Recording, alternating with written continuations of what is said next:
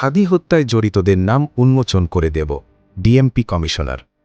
ইনকিলাব মঞ্চের মুখপাত্র শহীদ শরীফ ওসমান বিন হাদি হত্যার পেছনে মূলে যারা জড়িত তাদের প্রত্যেকের নাম ঠিকানা উন্মোচন করা হবে বলে জানিয়েছেন ডিএমপি কমিশনার শেখ মোহাম্মদ সাজ্জাদ আলী।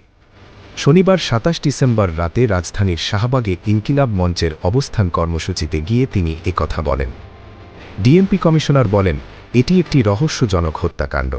এর পেছনে অনেকে জড়িত থাকার কথা। আমরা এ পর্যন্ত ১০ জনকে গ্রেফতার করেছি। হত্যাকাণ্ডের পেছনে যারা জড়িত তা উদ্ঘাটনে জোর চেষ্টা চালাচ্ছি। হত্যাকাণ্ডের পেছনে মূলে যারা রয়েছেন তাদের প্রত্যেকের নাম ঠিকানা উন্মোচিত করে দেব। তিনি বলেন, হাদিকে গুলির ঘটনায় যে দুটি পিস্তল ব্যবহার করা হয় সে দুটি পিস্তল উদ্ধার করা হয়েছে। পিস্তল দুটি সায়েন্টিফিক পরীক্ষার জন্য সিআইডিতে পাঠানো হয়েছে।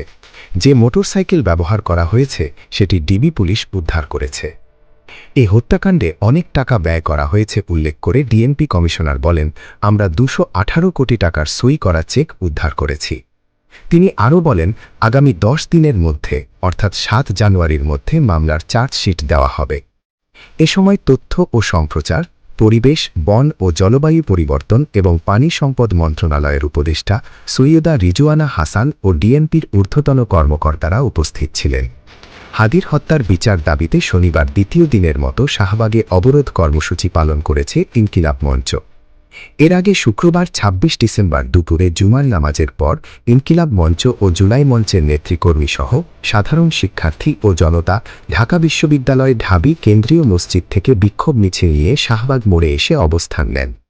এরপর অবস্থান কর্মসূচি শুরু হলে অংশ নেন সমাজের বিভিন্ন স্তরের ও পেশার